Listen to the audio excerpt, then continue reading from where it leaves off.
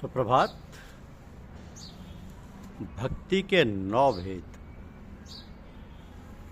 भक्ति के 9 भेद।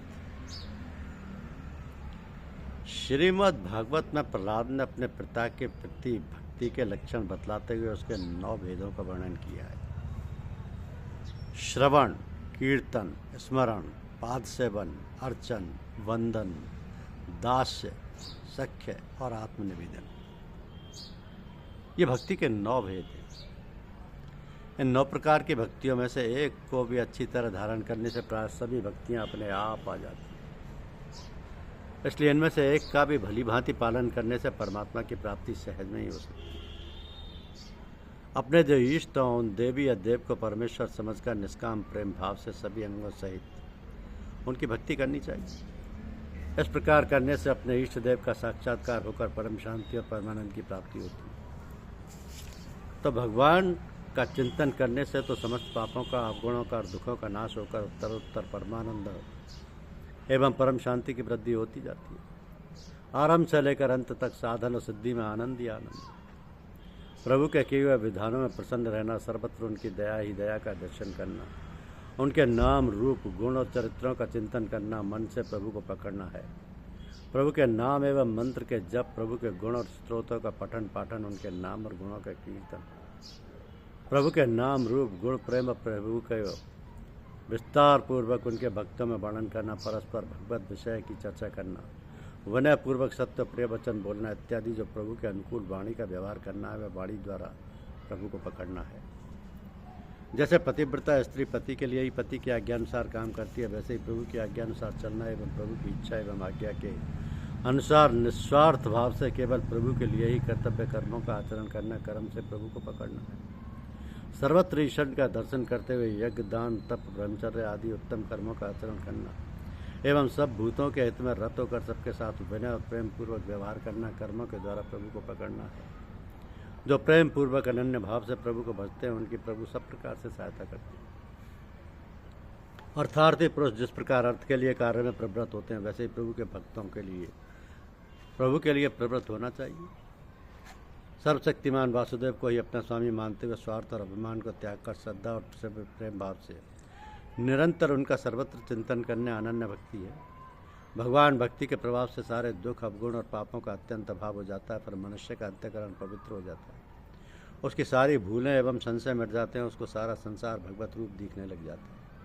उसकी वाणी और संकल्प सत्य हो जाते हैं। भगवान की भक्ति प्रताप से उसके लिए विष भी अमृत बन जाता है। तो अनन्य भक्ति ही ईश्वर के दर्शन का सहज उपाय है। भगवान पुरुषोत्तम बिना ही कारण सब पर दया और प्रेम करने वाले परम सुहृदय हैं। शरणागत वत्सल एवं दीन बंधु ऐसे उनके स्वभाव को तत्व से जान लेने पर मनुष्य उनका भजन किए बिना रह नहीं सकता। सुगुणोपासना से प्रसन्न होकर भगवान अपनी कृपा से भक्तों को तत्व ज्ञान दे देते हैं, जिसके द्वारा मनुष्य भगवत तत्व में प्रवेश कर जाता है। तो भगवान के साथ क्रीड़ा करने वाले गोप बालक और गोप बालाएँ तो परम अधिकारी हो गए। गीध और सबरी को भी उन्होंने योग दुर्लभ गति दे दी। रीक्ष और वानरों को भी उन्होंने जगत पावन बना दिया। ऐसे सुहृद प्रभु को कैसे भूला जा सकता है। भगवान के राम, कृष्ण, विष्णु, शिव, शक्ति, गणेश, सूर्य आदि सभी साकार विग्रहों की पूजा साक्षात भगवान की पूजा है। भगवत स्मरण ही सबसे बड़ा साधन है और इसी में प्रधान रूप से सबको तत्पर हो जाना चाहिए। इस एक के सद जाने से सब कुछ अपने आप सद जाते हैं, और इस एक की कमी है तो सभी सब बातों की कमी है।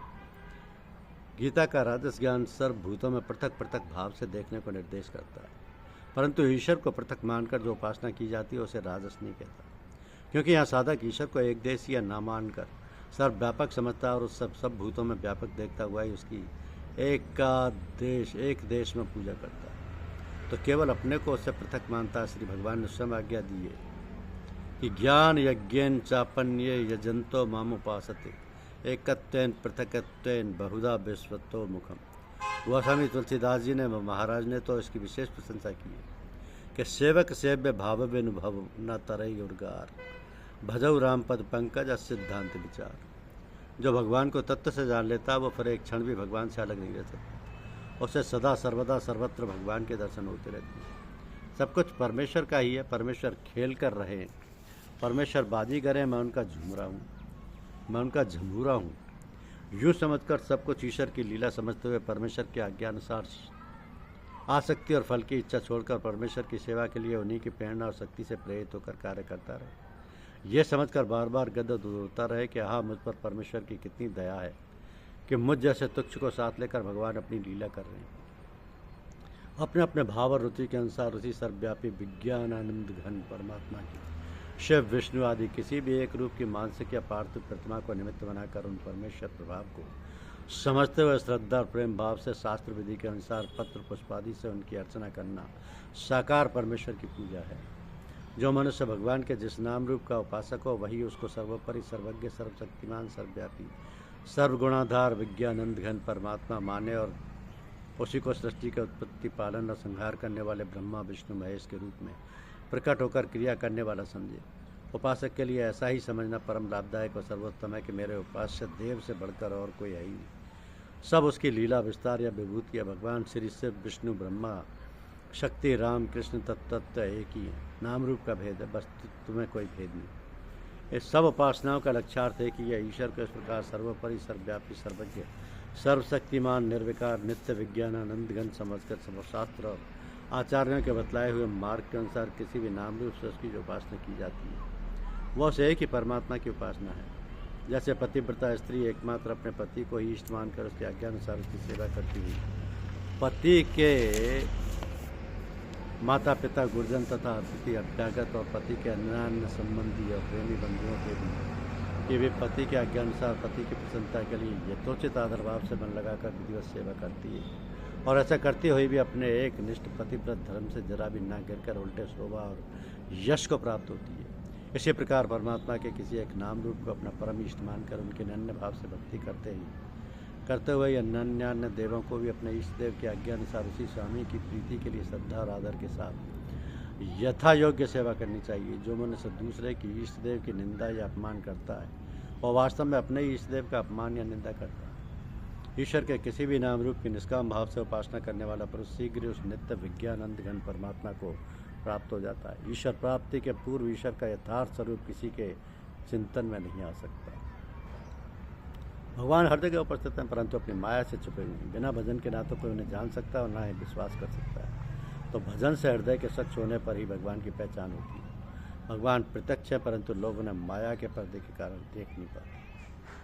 धन्यवाद। यूट्यूब चैनल को लाइक और सब्सक्राइब अवश्य कीजिए। शुक्रिया।